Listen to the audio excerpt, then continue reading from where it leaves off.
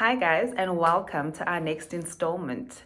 Well, today I wanted to discuss the type of personality that you need to be and the type of person you need to be in order to thrive as a financial planner and as a financial planner's assistant.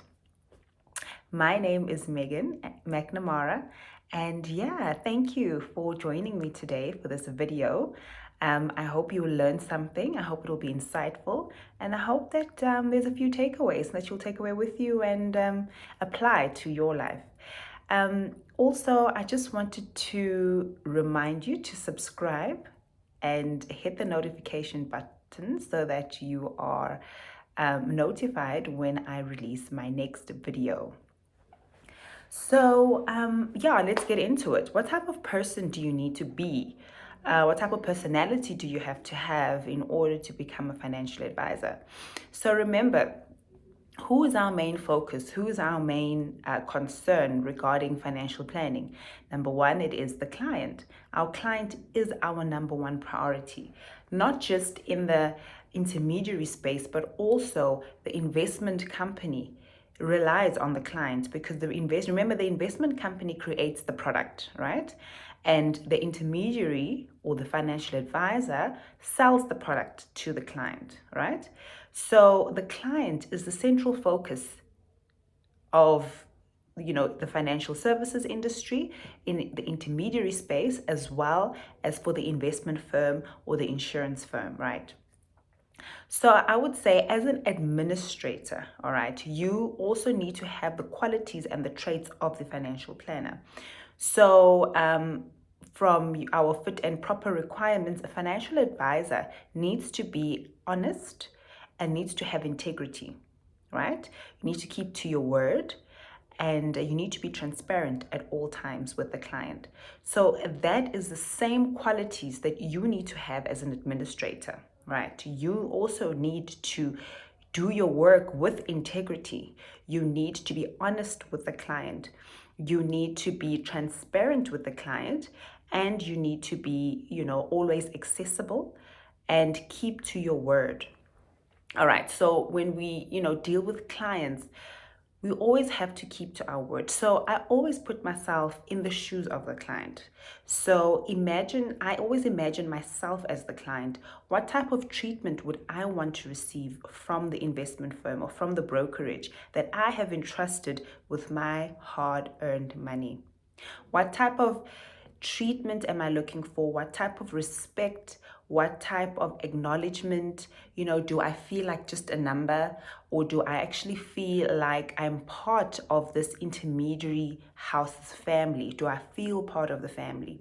Do they value me? Do they make me feel welcome?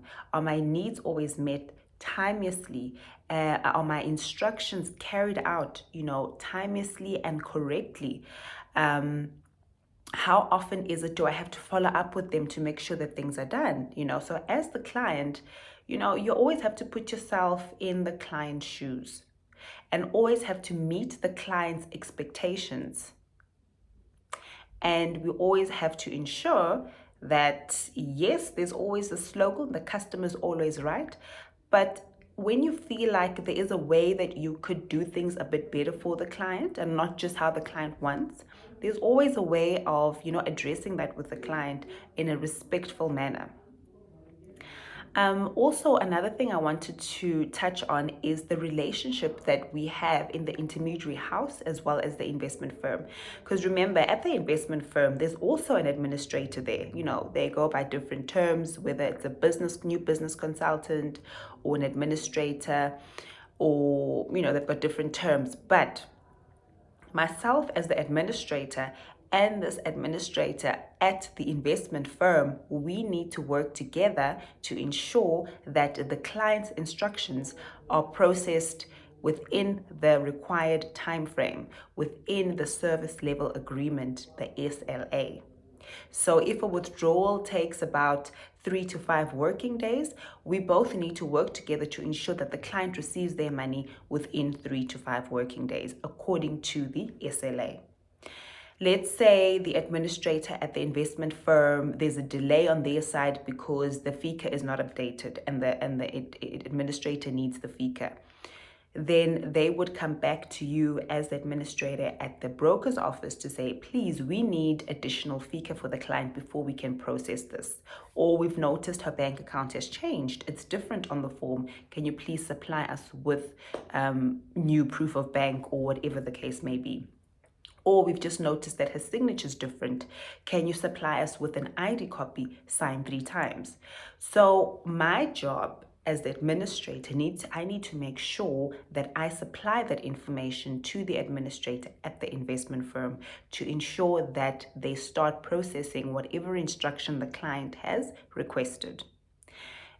We always need to work together.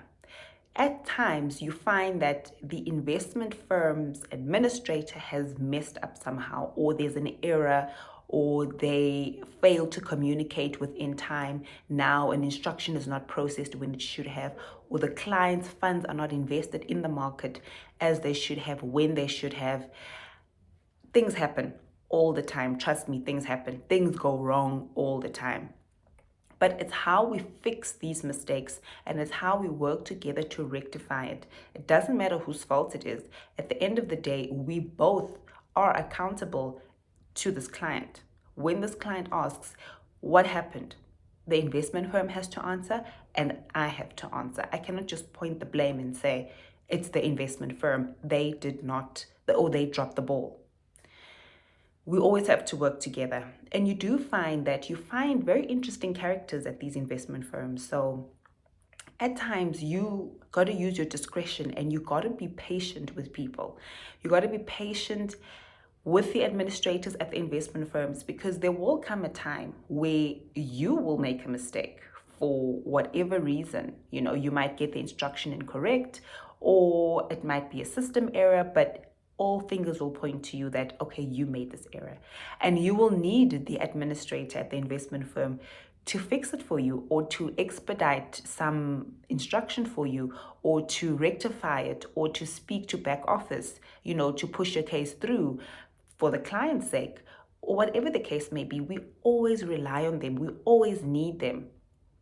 And where I've found personally that if you have a great relationship based on honesty and respect with the administrators at the investment firm, trust me, they will treat you with the same respect, with the same kindness, with the same patience that you have with them. And I found that when I treat them the way that I want to be treated, with respect, patience, love, and kindness, I find that they also treat me with the exact same respect, and we are able to work together and develop an amazing working relationship.